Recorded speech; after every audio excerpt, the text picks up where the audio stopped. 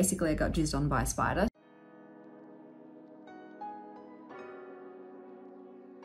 Hello and welcome to the rest of this week's reading vlog. So the last 2 days I did a 24-hour reading challenge, and now I'm going to film for the rest of the week what I ended my week with, what books I read. So I read a total of this many books for the rest of this week. Some of the books that I have read this week that obviously were not part of my challenge and I haven't spoken about because last week I also did the library thing versus Goodreads, Who Wrecked It Better segment. So I did read these books to my kids, and here we have Rabbit and Bear, Rabbit's Bad Habits, and I'll show you some illustrations from this. I wouldn't recommend this, honestly. Rabbit is not a great person. They don't really show a lot of character growth. They're quite selfish, and Bear is just too much of a people pleaser. So it's not a book that I would recommend, and I will not be continuing with the series. Then I read Aaron Blabey's Bad Guys episode 3, The Furball Strikes Back. This is still phenomenal. My kids love this. I love reading it out loud to them. It makes us chuckle, it makes us laugh. In full color, it's gorgeous. It's that extra bit fun, and I'm really enjoying experiencing this series with my kids, so highly recommend. Then we read Amelia Fang and the Unicorn Lords by Lauren Ellen Anderson, and it's okay. I really don't like this series as a whole as much as Rainbow Grey. Rainbow Grey is definitely the standout. If I'd had to pick between the two, I'd pick that one. It's okay. My little one does enjoy it. She likes Squashy the pumpkin, and we actually decided that we're just going to skip ahead to the Catacorns because that's one she really wants to read. We're not that invested in the story, so we are going to be doing that. I'm not sure what books I'm going to pick up. I still do have some library books that I need to read, but I want to sort of read something I'm actually excited about rather than just what I have on hand. So I might see if I can find something that really piques my interest, because after that 24-hour readathon, it does sort of kill my reading vibe a little bit.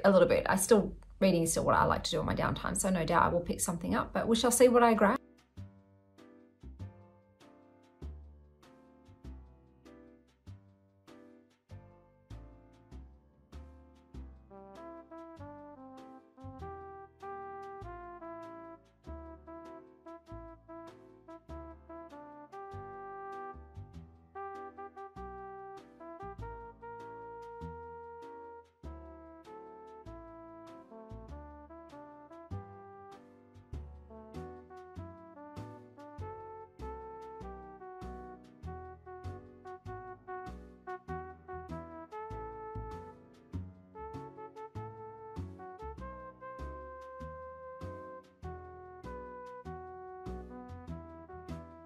Hello. Let me tell you about the day I had yesterday. So I was driving back from my lawyer's, and 2 tires on my car popped, bang bang.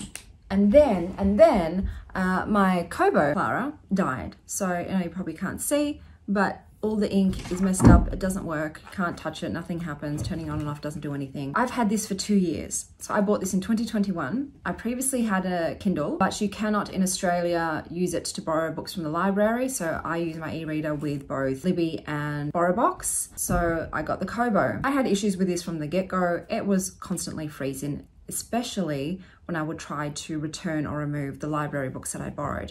It would freeze up. Little cats. So I wasn't really happy with this, but for it to only last 2 years is kind of frustrating. I have decided to not buy the Clara again. I still think I have to go with Kobo. I don't think there are any other Kindles that work with BorrowBox and Libby in Australia for library books. So I bought the Kobo Libra 2, and I'm hoping that will be better. We shall see. Besides that, it was a really sunny day, so I thought, why not sunbake? It might be the last time that I can sunbake before spring comes again in November. So I was lying out there listening to my audiobook, my eyes closed, and I felt a tickle on my leg, and normally that means ant or fly. So I was just brushing, and it just kept happening constantly. So I sat up and looked, and right next to my thigh was this big, juicy black spider just sitting there, spraying my legs with its web, just streaming that web all over my legs. Took me a second to understand what was going on, and then I booked my butt out of there, ran inside, and had to get all of its cobwebs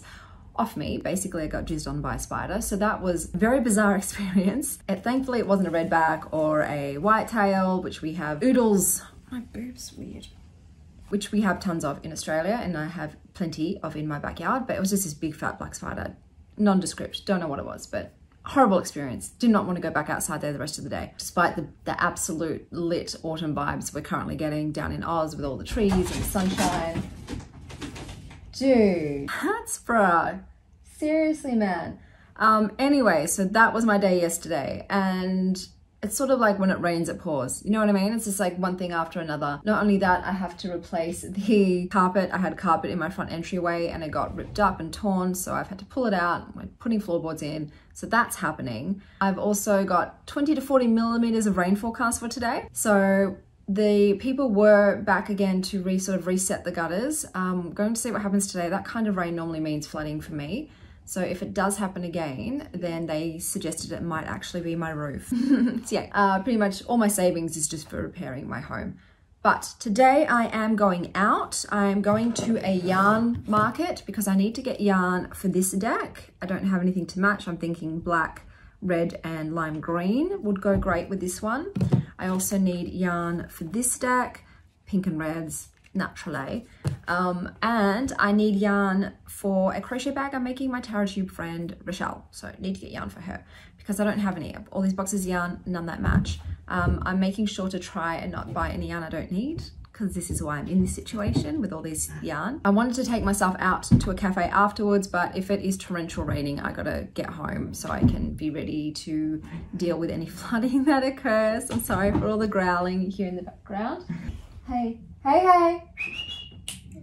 Not too rough, too rough. I have read a book. It was Witch's Garden. I will talk about it tomorrow because I'm a busy girl today. I've also got to make a cheesecake and a trifle for Greek Easter tomorrow. So I've got to get bacon, man. And yeah, tomorrow is another big packed family social event. So I'll take you with me today to the yarn market and to tomorrow's Greek Easter. So you can pretty much just food porn. I'm going to be showing you some food porn, I think, and some yarn porn. So I'll see you then.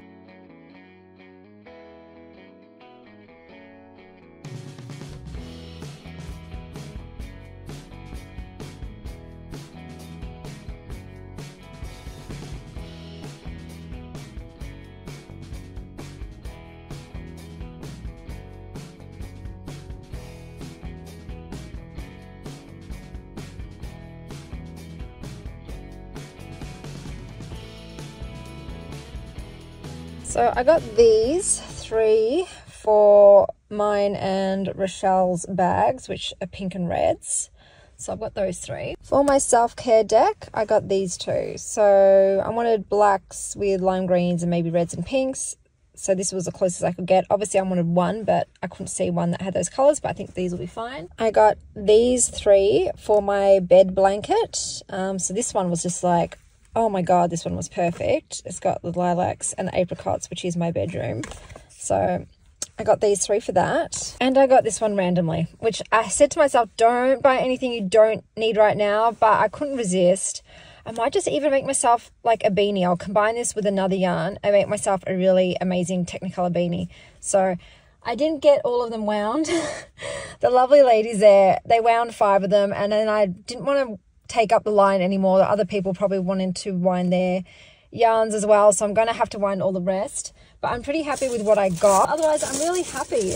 I also got these little buttons to go with my self-care deck because I thought they were rad. I wanted to find buttons for mine and Michelle's pink and red deck, but I couldn't, so I'm just going to do the bags and see if any of the buttons I have work, hopefully.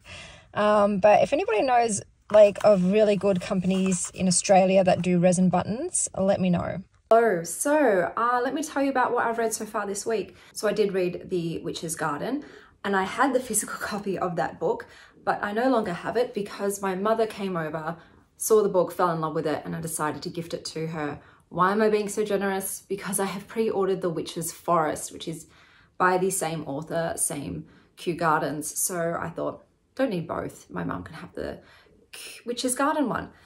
If I was going to rate this one, I'd give it a 4. I didn't love it as much as the mushroom one. I felt like it lacked a bit of the depth that the fungi magic mushroom ones had. The illustration style is still gorgeous, but this book mostly focuses on how plants were sort of used in historical times, not their modern day uses. So it's not obviously highly accurate in terms of what you can use those plants for, but I still liked reading about how our ancestors used plants. A lot of them were poisonous. So there's a lot of poisonous ones in here, and my mother joked it's a guide on how to kill your husband. But it was really fascinating. I think human beings were very courageous back then in the experimentation with plants, seeing as though so many of them were poisonous, but trying to figure out their uses. It focuses a lot on Culpeper, sort of a pioneer in this field. I loved in particular the article on rosemary. Rosemary is one of my favorite herbs. I have a giant rosemary bush in my garden that my grandmother gave me the cuttings for my late year, and it's so special to me. So when I read this quote, I just chuckled out loud, and it was so endearing, and I was like, hell yeah. So that was my favorite part of the entire book. The next book I read was Thieves by Lucy Bryan. Now, I didn't love this. If I was going to rate it, it would be a 2 stars. It just is a story about a sapphic couple, one of whom is a kleptomaniac, and they decide to go and return some of the items that she has stolen, and they sort of bring their friends along for the ride. So there's a lot of queer rap in this, but I didn't particularly love the illustration style, nor did I enjoy the story. It's just didn't do anything for me at all, and I didn't like the relationship being portrayed, so I wouldn't recommend. Today is Greek Easter, Christos Anesti, to those who celebrate. I'm not religious at all. It's just the one big major family get-together that we have per year. So I made a strawberry yogurt cheesecake, and I also made a Calvados apple trifle. So I'm hoping they're nice, they're nice. I'll touch base with you later to tell you whether or not I rate them. Besides that event, it's pretty chill today. The kids will go to their dad's afterwards, and I'm just going to stay home, clean up the absolute disaster I left my kitchen in. And I've got one book, I think, from the library. There really wasn't much there. I didn't have time to browse, so I'm looking forward to my Robo hopefully coming tomorrow, because I really wanted to get started on Wayward, and I just saw it on a TarotTuber's channel. I'll link her if I remember to do that. Really got to get onto this book, so that will be probably the next book that I read besides the one I've gotten from the library today.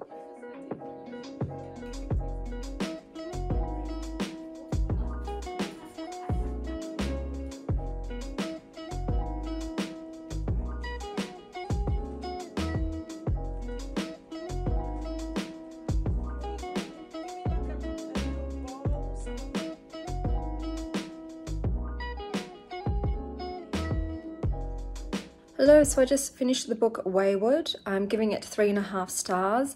It is a book about a family of uncanny women, or basically witches, through the generations. They have an affinity with insects, so if you do not like insects, I would not recommend this book because they feature very heavily. This book also centers around overcoming abuse, so there is a lot of intimate partner abuse, there is on-page rape, on-page abortions, there's a lot of dark, heavy themes in this book, and you have 3 POVs from 3 of the women in this line. The writing was fine. I had an issue in regards to the story with Violet in how she tried to help Kate. I honestly, after reading what happened, I just kept getting frustrated. I just got really frustrated and thought, why couldn't you just be there? This kid needed your help, and your presence would have made a difference. So that part really took from the book for me. I wish it had been included, how she tried to help. So otherwise, the story is one about strong, resilient women who overcome adversity and oppression and trauma to live their own lives as they see fit. So I did enjoy it, but there were some issues with it that made it only a 3.5 star, but it's very easy to read besides the heavy subject matter. I like too that the magic was nature-based. The little cottage sounded very sweet, very atmospheric. So that was Wayward, and I'm going to finish this week's vlog here. I hope that wherever you are, you're having a wonderful morning, afternoon, or evening. And as always, stay wild, Star Child.